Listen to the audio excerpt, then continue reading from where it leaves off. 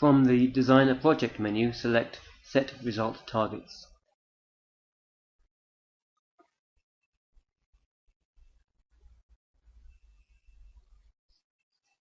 Under the project in the project browser, all results are displayed.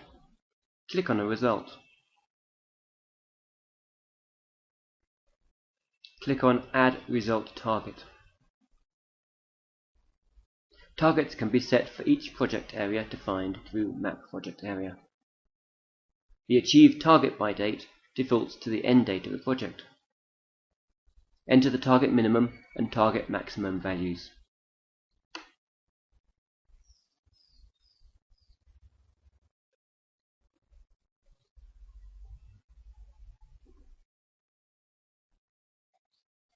Enter the average value.